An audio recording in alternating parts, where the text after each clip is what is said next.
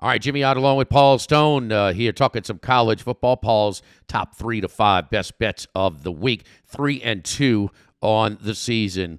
Got to ask you, Paul, your power ratings. How much did you adjust Colorado and Coach Prime? When the week of ugly offensive football, where no confusion, no late getting plays in, no hesitation on critical call, critical downs, burning timeouts, the quarterback and the wide receivers being. That was such a high level of execution.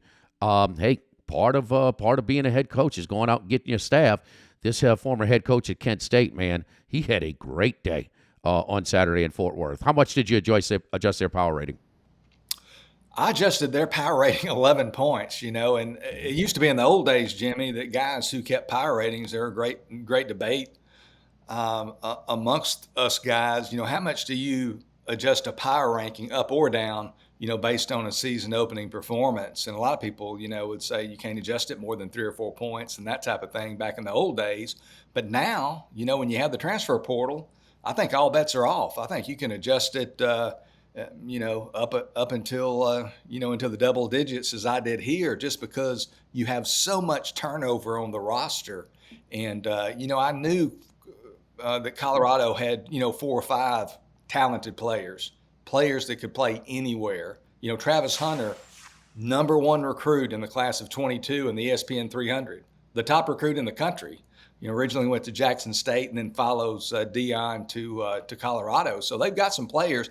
I just didn't think they had that depth of talent. They obviously are going to be a little bit vulnerable defensively, but offensively they're going to score some points. And Travis Hunter be on alert, and that's a good offensive football team. So it's going to be interesting to see what the Buffaloes do going forward. Well, they fit right in the last year of the Pac-12.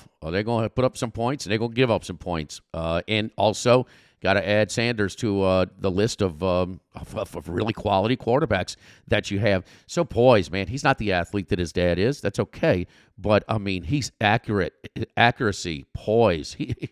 I was really impressed. And let's not act like this was happening. He never threw for 400 yards one time at Jackson State. So he throws for 500 the first time. And Travis Hunter can't play 144 snaps week to week, okay? They're going to have to be a little bit more judicious there.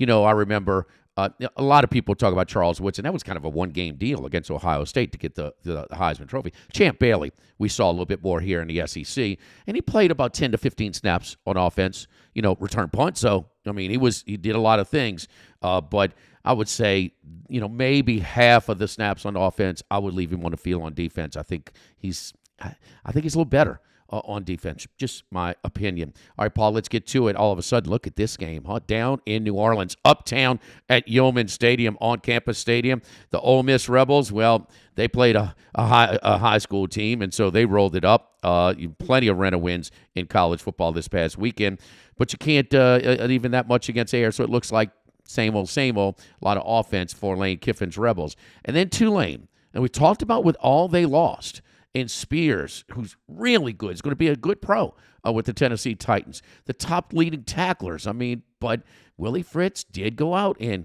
first time ever that another school comes knocking for the Tulane coach, and he stays. Larry Smith went somewhere, and Tommy Bowden and others left as a stepping stone. But Willie Fritz is an older coach, but he knows how to adapt. He brought in 12, 13 guys.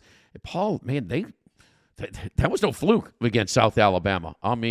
South Alabama could not compete with them. Going to be an interesting one. A lot of kids from New Orleans go to Ole Miss, so they're going to be an Ole Miss contingency there. But a 5-hour drive from Oxford to uptown New Orleans. The Rebels are 7 over the Greenies. First of all, I'll say, with realignment and with this move, ultimately within the next few years, probably to a super conference or super league of, whether it be 40 teams or 60 teams or whatever, I hope that non-conference games like this aren't lost in the shuffle. Like you said, it's a regional rivalry. It gives a smaller team with a less prolific football history than Ole Miss the opportunity to slay the giant, so to speak. So I hope we don't lose games like this because they're very good. as you said, we got to acknowledge how good Tulane looked in that opener, the 37-17 win over South Alabama, who I consider the co-favorite in the Sun Belt Conference. A lot of people expected South Alabama. A lot of money came in on South Alabama in the betting markets. A lot of people thought it was going to be closer, including myself. A lot of people really thought South Alabama might win the game. But it was not a competitive game. Tulane was clearly the superior team. And you look at it and you say Tulane probably wins that game, 9 times out of 10, if not all 10. Looking at the game on Saturday, Ullman Stadium obviously going to be rocking, with the team from the big bad SEC coming into town. Typically, this is the type of game where I like to look at that home underdog, the team from the smaller conference getting its shot at the team from the nation's premier conference, to be frank about it. You only have 12 games that you're guaranteed, and I look at it basically as you have 8.5% of effort to give over those 12 games to equal 100%, if that makes sense. And obviously football teams, especially college football teams, don't bring the same measure of collective team psyche to the table. This is a game Tulane is going to be sky high for. It's going to be a game that they're going to, all hands are going to be on deck and everybody's going to be fully involved. But I just think Ole Miss offense is so supremely talented. I mean, you got a big-time quarterback in Jackson Dart. You've got one of the nation's top running backs in Quinshawn Judkins, who rushed for over 1,500 yards last year as a true freshman. You've got a top 5 caliber offensive line that only allowed 15 sacks last year. You look at that Tulane defense last year in their final 5 games, they gave up 410 yards or more in 4 of those games, twice against UCF, against SMU, and then in the Cotton Bowl win over Southern Cal. The Green Wave got a lot of people back on defense, but you mentioned 2 of the guys that aren't back, and that's those highly productive linebackers, Dorian Williams and Nick Anderson, combined for 599 tackles in their career, 56 tackles for loss. That's a whole lot of production, not easily replaced. I think Ole Miss comes in here in a high-scoring game. I think they win by double digits. Take Ole Miss and lay the 7. And I think a little competition did Jackson Dart well, because I don't think Kiffin was thrilled with his level of play last year. But, Spencer Sanders from Oklahoma State, Walker Howard, a 5-star from LSU. Now, all 3 of them got to play in this game, but still competition. It's good for your roster. In Jackson Dart, again, ran a win, Mercer, but against Air, he looked pretty good with 334 yards and 4 TDs, no interceptions on only 23 attempts. And growing up in New Orleans in the 70s and 80s, Ole Miss and Tulane always played, Paul. And Tulane not somewhat competitive. 42-28 is the all-time series. Ole Miss against Tulane. That'll be rocking in New Orleans Saturday, 3:30 Eastern kickoff. Texas San Antonio loses a tight one to Houston. So they get swept, both close games in at home and home. Now they looking to bounce back against Texas State. Roadrunners here, 12.5. T.J. Finley, he's been some different places. LSU, Auburn, he had a big day. But we know, can he put a series of performances together like that? He's been inconsistent as a thrower over the year. Roadrunners, minus 12.5. Yeah, Jimmy, I mean, these last 2 selections I'm going to provide are kind of the classic case of buy low, sell high, going from week 1 to week 2. I mean, you look at this matchup, first of all, it's a very interesting matchup. These teams are rivals. They're separated by only 50 miles. They're on Interstate 35. You've got Texas State off its biggest victory in its football history, beating Baylor 42-31 Saturday in Waco as essentially 4 touchdown underdogs. The first time in school history they beat a Power 5 school. So really interesting there. But the dynamic that really takes it to a different level, and I'm sure it'll be talked about a lot this week, Texas State's first-year head coach, 34-year-old G.J. Kinney, there at Texas State. He played his final season of high school football at Gilmer High School in East Texas, where I live. His head coach at Gilmer High School, Jeff Traylor. So we have a classic case of a teacher going up against pupil, so to speak. And I'll side with the experience here. A lot of things really point to UTSA in this game. First of all, we talked about it, Texas State coming off of a huge victory Sometimes in sports betting, we say what goes up must come down. You've got a Texas San Antonio team trying to avoid an 0-2 start. They certainly don't want to get into that hole after losing at Houston 17-14 over the weekend. And in that game, in that loss to Houston, their seventh-year senior quarterback, Frank Harris, threw not only 3 interceptions, but 3 interceptions in a 5-minute span in the third quarter. So he's going to want to get that taste out of his mouth. That's uncharacteristic play for Frank Harris. Texas San Antonio moved the ball pretty good against Houston, 417 yards, but they were held back by those 3 turnovers plus 8 penalties. The Roadrunners, 12-4 against the spread off their last 16 straight-up losses. Traylor in his 3 seasons at UTSA, 5-2 off a straight-up loss. And then lastly, before last week's results, I had Texas San Antonio projected to be around a 24 or 24.5 point favorite in this game.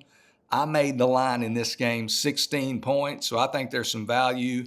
I think Texas San Antonio wins by more than 2 touchdowns. Take the Roadrunners and Jeff Traylor, the teacher Traylor, over the pupil Kenny Saturday there at the Alamo Dome. Yeah, that was the difference. -3 in the turnover battle, 3-0, because Texas San Antonio had 3 more first downs and 81 more yards than Houston did. And I would say Texas State and Texas San Antonio's opponents last week are comparable. Baylor and Houston. And I'd have lost money on that, Paul, if you had told me who was going to be the more accurate thrower on that day, TJ Finley or Frankie Harris. So I like the angle there. Texas State to bounce back, -12.5. Bouncing back. And also, what you doing, man? Scheduling. Don't go up to Laramie, Wyoming, the highest altitude to start off the season. We've seen teams get great, as long as Craig Bowl is still there. And, yep, they got bit again. We've looked at this spot for a long time in the offseason, both you and I. Rare that a Pac-12 team or, one of those brand names like Oregon goes into Lubbock. I would have to say maybe the first time ever going in there. Now you're getting a little value here, buying a little higher. I think this look-ahead line was about 3.5 or so. It's now double at 7. Oregon 7 in Lubbock against Texas Tech. Yeah, I mean, we did. We talked about it basically all summer for the last 3 months, playing Wyoming plus the 14 and then coming back and playing Texas Tech plus the points. I did have Wyoming plus 14, but certainly I didn't expect the Cowboys to get the victory. I kind of figured Tech would win by, 7 to 10 points. But Texas Tech races out this past Saturday in Laramie to a 17-0 advantage in the game's first 11 minutes. Then they basically take the foot off the gas a little bit and ultimately lose that game 35-33 in double overtime.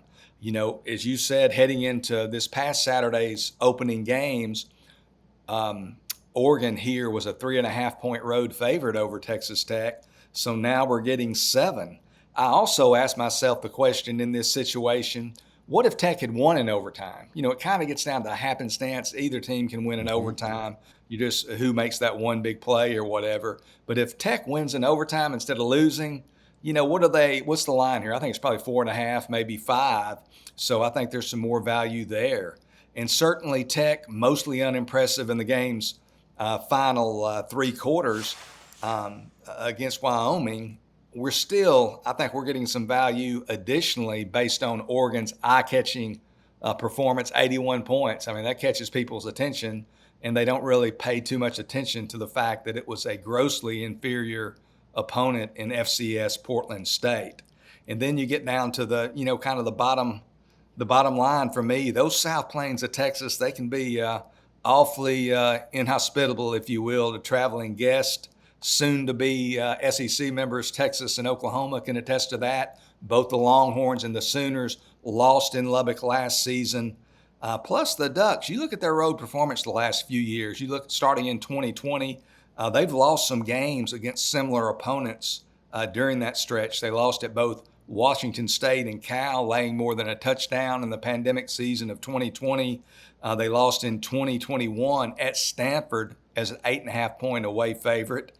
And then last season, they lost a regular season finale at Oregon State. I think they were only laying a field goal there, but they did lose that game. But earlier in the year, the last Saturday in September in Pullman, Washington, they beat Washington State 44-41, didn't get the money. They were favored by 6.5, but they were fortunate to win that game last year in Pullman. And then you look at Dan Lanning. I mean, I'm bringing this up. It's not a huge point, but during the summer, he made some waves when he started talking about Coach Prime in Colorado and questioning, quote, trying to remember when they won something to affect the conference, end quote. I think he would have been better off spending his time preparing for the Texas Tech Red Raiders, because I think Lubbock's an underrated place. It's a difficult place to play. I like Texas Tech plus a 7. Wouldn't be a bit surprised if the Red Raiders beat the Ducks outright Saturday on the South Plains of Texas. Well, I mean, you look at it. I mean, 2 more first downs for Texas Tech against Wyoming, 111 more total yards. Wyoming had 2 turnovers to 1, and so, but 3 missed field goals. 3 missed field. Those are turnovers. I mean, 3 missed field goals. Texas Tech should have won this game. So they're the better team. They played it, but it's tricky to go up there, highest altitude in college football. And so I think you make a great point. Texas Tech does hold on to win in overtime or hits a field goal where they don't have to go to overtime. I mean, this line is maybe 4.5 or 5. So you're getting real value in this spot. And we already liked it at plus 3.5 back in the summer. So that is just fun. And Oregon, we'll see if they're bully. A lot of those lopsided victories, does that translate? Or, they just running up the score against much inferior rosters. We will see. All right, Paul Stone, 3-2 on the season. He's with us each and every week. His top 3 to 5 best bets all college football season long. And remember, Coach Lanning, Coach Prime's keeping receipts. There you go. For Paul Stone, I'm Jimmy Ott here on the Sports Bettor's Paradise on the BetRivers Networks.